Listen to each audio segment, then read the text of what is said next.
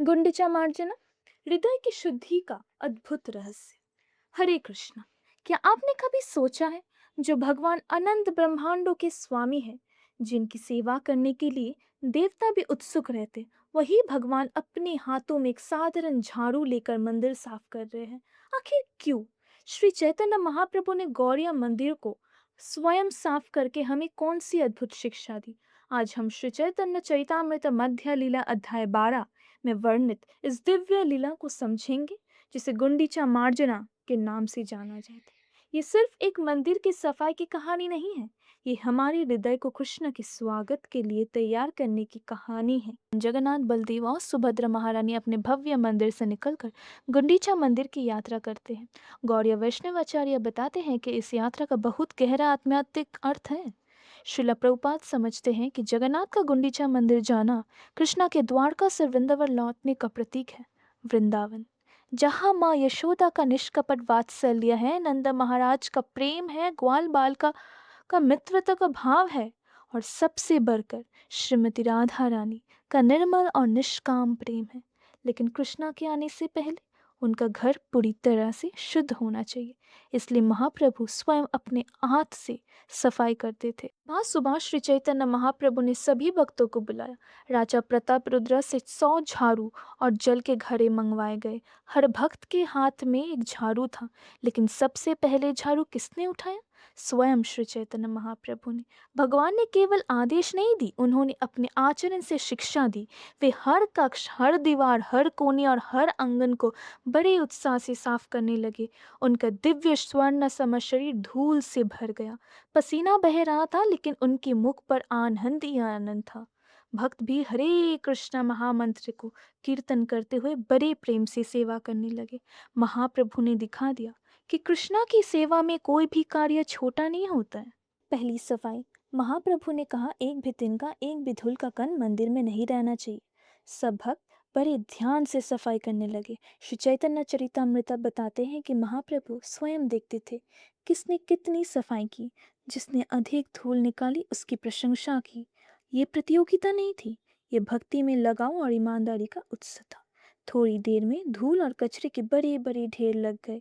मंदिर साफ दिख रहा था, लेकिन महाप्रभु संतुष्ट नहीं हुए। दूसरी सफाई। अब शुरू हुई दूसरी सफाई। 100 घड़े जल के लाए गए। भक्तों ने मंदिर की दीवारें, फर्श, द्वार और हर कोना ढूंढना शुरू की। कुछ जल डाल रहे थे, कुछ फर्श घिस रहे थे, कुछ पानी पोंछ रहे थे। महाप्रभु स्वयं उन स्थानों को भी साफ कर रहे थे जहाँ किसी की नजर नहीं गई थी। अंत में गुंडीचा मंदिर बिल्कुल चमक उठा। अब वो भगवान जगन्नाथ के स्वागत के योग्य बन चुका था। यहीं से शुरू होती है इस लीला की असली शिक्षा। श्रीला प्रभुपाद लिखते हैं कि गुंडीचा मंदिर हमारे हृदय का प्रतीक है और भगवान जगन्नाथ स्वयं कृष्णा है। जैसे कृष्णा एक गंदे मंदिर में प्रवेश नहीं करते, वैसे ही उस हृदय में अपनी उपस्थिति का अनुभव नहीं कराते जो अनर्थों से भरे हुए हो। महाप्रभु हमें सिखा रहे थे कि कृष्णा को अपने जीवन में आमंत्रित करने से पहले अपने हृदय को शुद्ध कर। धूल किस बात का प्रतीक है? ये धूल आम धूल नहीं है, ये हमारे हृदय में जमा अनर्थों का प्रतीक है, जैसे अहंकार, ईर्ष्या, काम, क्रोध, लोभ, प्रतिष्ठा की इच्छा, दूसरों की निंदा, वैष्णव अपराध और सांसारिक आसक्ति। ये सब हमारे हृदय को ढक देते हैं और कृष्ण प्रेम को प्रकट होने से रोक देते हैं। 2 बार सफाई क्यों? महाप्रभु ने एक बार नहीं, 2 बार सफाई की। पहली सफाई से बड़े बड़े दोष दूर होते हैं। दूसरी सफाई से हृदय का सूक्ष्म दोष दूर होते हैं, जैसे मान, प्रतिष्ठा की इच्छा, छुपा हुआ अहंकार, अपनी सेवा का गर्व। यही असली आंतरिक शुद्धि है। चेतो दर्पण मार्जनम भव महादावाग्नि निर्वापनम। श्री शिक्षाष्टकम का पहला श्लोक शुरू होता है, चेतो दर्पण मार्जनम, अर्थात हृदय रूपी दर्पण की सफाई। ध्यान दीजिए, यहाँ भी शब्द आता है मार्जनम।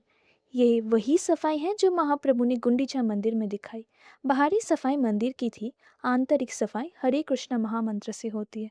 हरे कृष्णा, हरे कृष्णा, कृष्ण कृष्ण, हरे हरे, हरे रामा, हरे रामा, राम राम, हरे हरे, हर एक सचेत नाम जप के साथ हृदय की धूल धीरे धीरे साफ हो जाती है। पुरी नहीं जा पाएंगे तो हम गुंडीचा मार्जन कैसे करें?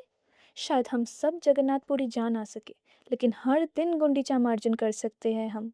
जब हम श्रद्धा से हरे कृष्ण महामंत्र का जाप करते हैं, भगवत गीता और श्रीमद् भागवतम को सुनते हैं, मंदिर की सेवा करते हैं, वैष्णवों की सेवा करते हैं, अपने दोषों को पहचानते हैं और दूसरों के दोष देखने के वजह अपने हृदय को शुद्ध करते हैं, तब हम अपने गुंडीचा मार्जन कर रहे होते हैं।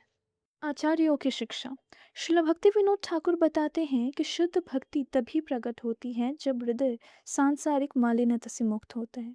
श्रील भक्ति सिद्धांत सरस्वती ठाकुर ने सिखाया कि वास्तविक आध्यात्मिक जीवन बाहरी दिखावा नहीं, बल्कि आंतरिक शुद्धता है। और श्रीला प्रभुपाद बार बार कहता था कि सुंदर मंदिर बनाना महत्वपूर्ण है, लेकिन उससे भी अधिक महत्वपूर्ण है कि अपने हृदय को कृष्णा के लिए एक पवित्र मंदिर बनाना। जब भगवान जगन्नाथ शुद्ध गुंडीचा मंदिर में प्रवेश करते हैं, तब वो एक संदेश देते हैं। कृष्णा उसी हृदय में वास करते हैं जो विनम्रता, सेवा और शुद्ध भक्ति से भरे हो। इसीलिए महाप्रभु के हाथ का झाड़ू सिर्फ मंदिर की सफाई का साधन नहीं था, वे हमारे हृदय की सफाई के प्रतीक था। आइए हम भी हर दिन हरे कृष्णा महामंत्र का जाप करें, सेवा करें और अपने हृदय को इतना पवित्र बनाएं कि श्री राधा कृष्णा और जगन्नाथ प्रभु उसमें सदैव निवास। मेरे साथ एक बार कीर्तन कीजिए। हरे कृष्णा कृष्णा कृष्णा हरे हरे, हरे रामा राम राम हरे हरे। हरे कृष्णा। जय जगन्नाथ।